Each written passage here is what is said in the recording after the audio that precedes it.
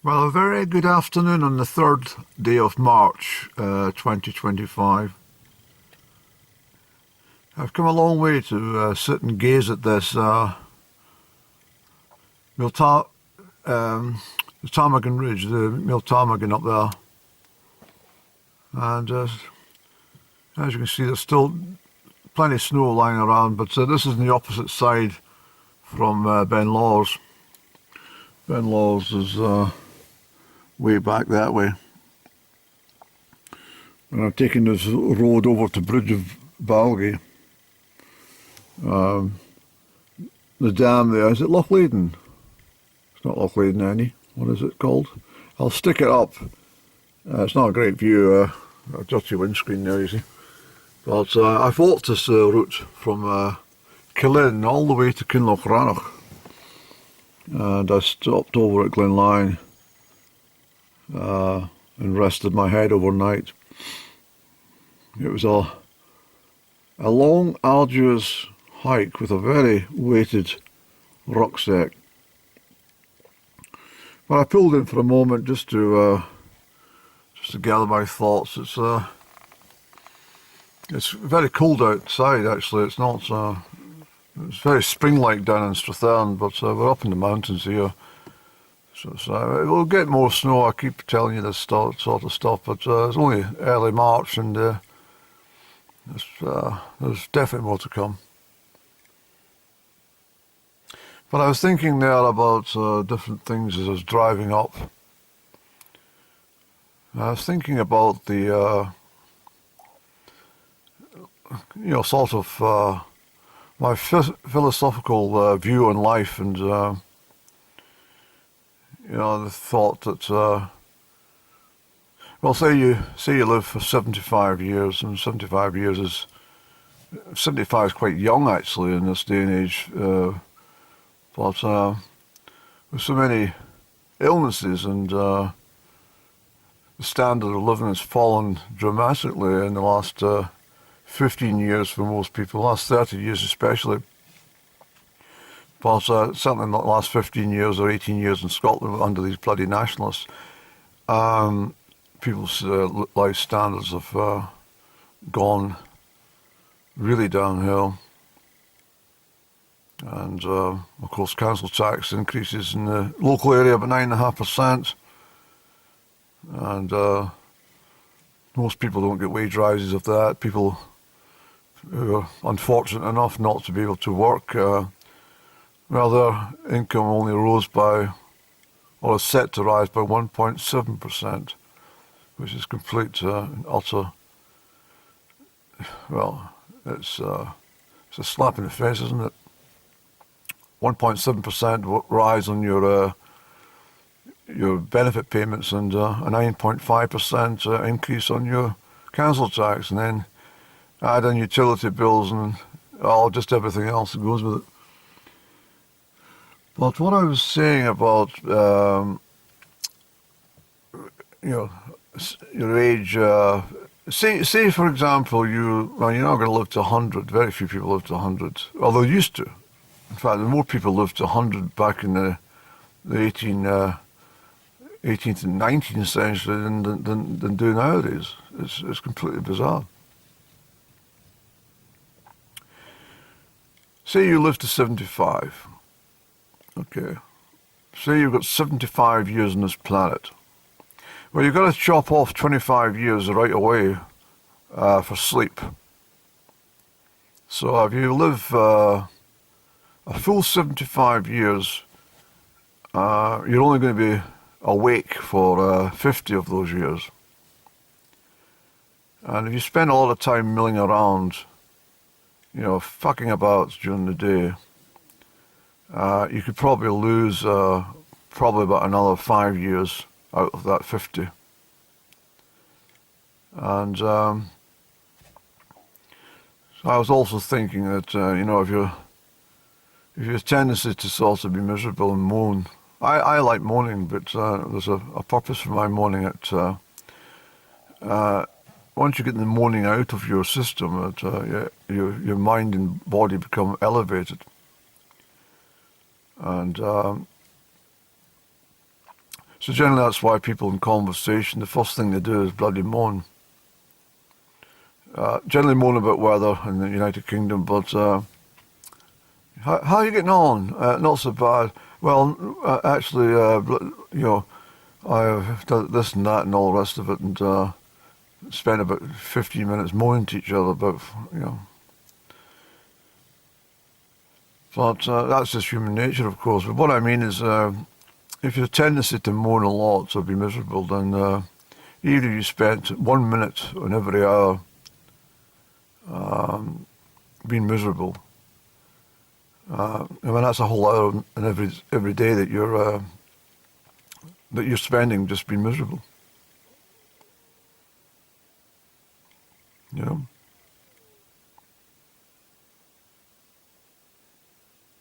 If you calculate that over the years against the 50 years down to 45 now, well, you've got another countless years of lost just being miserable, moaning about something. If you spend a lot of time cutting your toenails or something, or staring at your face in the mirror or something, it's all these add up over the years. So what I'm trying to say is, in essence, you probably only have about 30 years in your whole life where you can actually say that you're doing something like working or leisure or happiness. But then I started to calculate things, and I remember saying to somebody many years ago, he says, when I was sort of frequenting the bars almost on a daily basis, and he said to me, "It's not good for you drinking every day." I said, "Well, I've got another way of looking at it. If you you increase your chances of enjoying yourself if you drink every day." So I said to him, I says, "Well, say for example you go out every Saturday night in the year. Perhaps you do 50 Saturdays or something over the year. That's 50 chances in 1 year that you've got to enjoy yourself. And as anyone who ever goes out on Saturday night will know that not every Saturday is absolutely memorable. And therefore, you could probably half that. So say you've got 25 or 26 chances of enjoying yourself if you go out once a week over the year. It's not a lot, is it? If you're like most people, or at least used to be, they would go out the weekend, maybe they got the salary paid into their account on the first or the end of the month or whatever it was, and they would go out on that weekend. So they only done that about 10 or 12 times a year, give or take Christmas and New Year or something like that. But so they cut the chances of enjoying themselves from 50, 52 down to, well, I mentioned 25 or 26, but they really cut the odds. They meant they could only have 12 chances a year to enjoy themselves. And by the same calculations, there's a good chance that they'd probably only enjoy themselves really about 3 times a year if they go out once a month. So I was thinking about this, and it's true. My calculations are correct.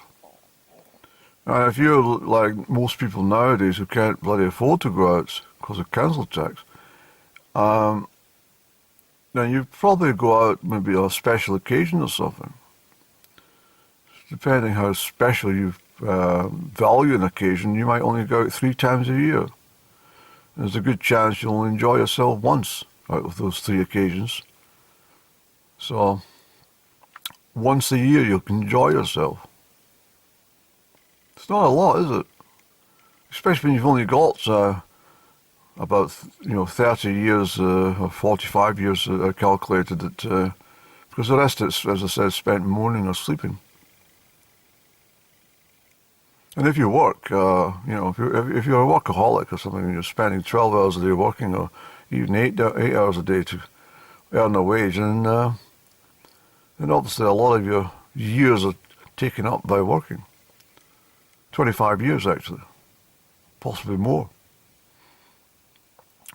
So in short, the time you spend sleeping, working, having a bath or a shower, or clipping your toenails, or standing in the mirror, or moaning, or doing chores, you've not got really a lot of time to actually get out and enjoy yourself.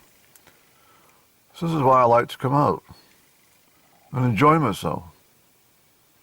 So you can't get much enjoyment staring at that bloody mountain non-stop. I said, well, I like it. I think it's nice to look at. Even better when I've rolled a cigarette and gone out and looked at it. I suppose you can add that into the equation as well. I mean, it takes a long time to... it does. It takes a lot of your day if you're rolling cigarettes and smoking them. You calculate that into the equation, that's probably about a couple of years of your life just bloody rolling cigarettes. And then you've got to take into account the loss of your the years because of smoking, so you probably chop another 8 years off. So I think in all honesty, there's not much scope for happiness in life, is there?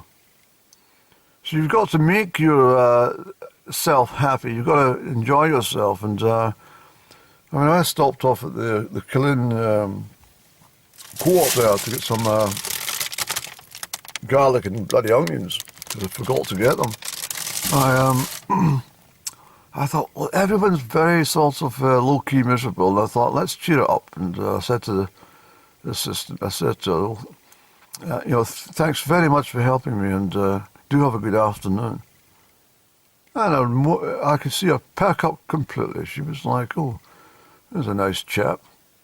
And then she probably went a bit dour just afterwards, because she probably thought, he seems too happy. He's either on pills or he's won the bloody lottery on Saturday. Yeah. Well, neither's the case. I have to tell her. In fact, I might just abandon this trip to Bridgebalgi and shoot back down to Crieff and say, oh, excuse me, I was in there earlier on getting onions and garlic. She says, I remember you. What is it? I said, I just wanted to inquire, but you don't think that I'm on pills because I was happy? Oh, no. Do you think I won the lottery?